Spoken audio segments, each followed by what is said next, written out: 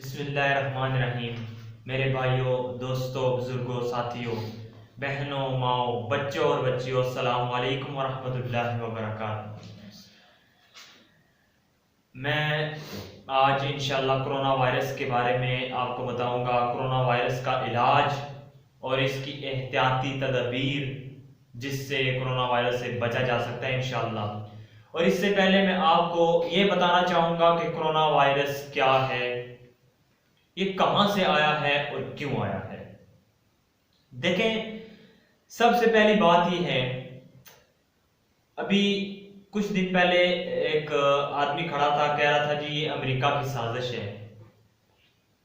इसी तरह बहुत सारे लोग कहते हैं जी ये चाइना से आया है, तो चाइना वाले हराम चीजें खाते थे जिसकी वजह से कोरोना वायरस फैला है। मेरे भाइयों, चाइना वाले हराम चीजें खाते थे तो ईरान वाले क्या खाते थे? ईरान तो इस्लामी ममालिक है, वो मुसलमान हैं, वो क्या खाते थे? ईरान में कोरोना वायरस क्यों फैला? अगली बात, अमेरिका की साजिश थी तो अमेरिका में कोरोना वायरस क्यों फैला? अमेरिका में अमवात क्यों हो रही हैं? ये सोचने की बातें हैं, किसी की साजिश नहीं है। आप लोगों ने, इन यहूदियों ने कश्मीर पर कर्फ्यू लगाया, फलस्तीन पर कर्फ्यू लगाया, बर्मा पर कर्फ्यू लगाया, पूरे दुनिया में मुसलमानों को कत्ल किया गया। अभी कुछ दिनों की बात है कि इंडिया में भी मुसलमानों को कत्ल करने की जो वबा थी वो फैलना शुरू हो गई थी। मुसलमानों को कत्ल किया जा रहा था, मुसलमानों की नेशनैलिटी छीन ली जा रही थी, मुसलमानों की मस्जिदें गिरा दी जा रही थी। और हमारे पाकिस्तान के वज़ीर आज़म और पूरी उम्मत मुसलमान के वज़ीर आज़म सिवाय रजब तैयब एर्दोगान के सारे वज़ीर आज़म खामोश, सारे उम्मत मुसलमान के खलीफा खामोश। तो फिर क्या होना था? फिर अल्लाह की लाठी आनी थी, अल्लाह की लाठी बरसनी थी और अल्लाह की लाठी बरसी। अल्लाह ताला हमसे नाराज हो चुके हैं मेरे भाइयों बहनों। जब अल्लाह ताला नाराज हो चुके हैं तो अल्लाह ताला ने अपनी लाठी मुसलमानों पर और पूरी दुनिया पर फेंक दी है। इन यहूदियों ने कश्मीर पर कर्फ्यू लगाया था, अल्लाह ताला ने आज पूरी दुनिया में कर्फ्यू लगा दिया। कोई आदमी किसी कंट्री में नहीं जा सकता, अत्ता के खुद एक, जिस तरह पाकिस्तान है, पाकिस्तान वाले भी, इंडिया वाले भी, अमेरिका वाले भी अपने घर से बाहर नहीं निकल सकते। अमेरिका में अपने अमेरिकन लोगों के लिए कर्फ्यू लग गया, इंडिया में अपने इंडियन लोगों के लिए कर्फ्यू लग गया। अल्लाह ताला ने इसी तरह पूरी दुनिया में कर्फ्यू लगा दिया।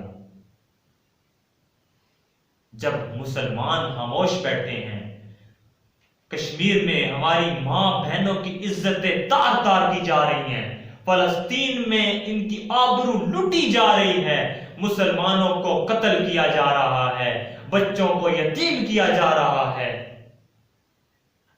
और फिर हम सब खामोश हैं। हम अपनी जिंदगी में मसरूफ हैं, अपने शुगलों मेलों में मसरूफ हैं, हमें नहीं पता उधर मुसलमान दर्द में है। हालांकि होना क्या चाहिए था? हमारे वज़ीर आज़म कहते हैं कि ये मदीना की रियासत है, मदीना की रियासत में तो ये था कि एक मुसलमान को कांटा भी चुभता तो दूसरे मुसलमान को दर्द होता था। और आज हालत यह है कि मुसलमानों को कत्ल किया जा रहा है और हम खामोश बैठे थे, जिसकी वजह से कोरोना वायरस आया, अल्लाह ताला की लाठी आई। अब कोरोना वायरस आ चुका है तो इसकी एहतियाती तदबीर क्या है? सबसे पहली इसकी एहतियाती तदबीर यह है कि आप 5 वक्त की नमाज पढ़ना शुरू कर दें। जिस आदमी ने 5 वक्त की नमाज पढ़ना शुरू कर दी पाबंदी के साथ, उसको कोरोना वायरस छू भी नहीं सकता। यह दलील के साथ, दावे के साथ कहता हूं मैं, उसको कोरोना वायरस नहीं छू सकता। दूसरी बात, आप पानी ज्यादा पीना शुरू कर दें।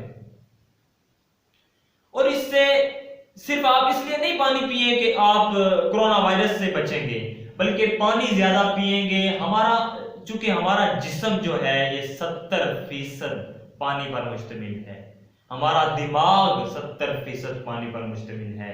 हम पानी ज्यादा पिएंगे तो हमारी सेहत भी अच्छी होगी, हमारे गुर्दों को कभी मसला नहीं होगा। तो इसलिए पानी ज्यादा पिए।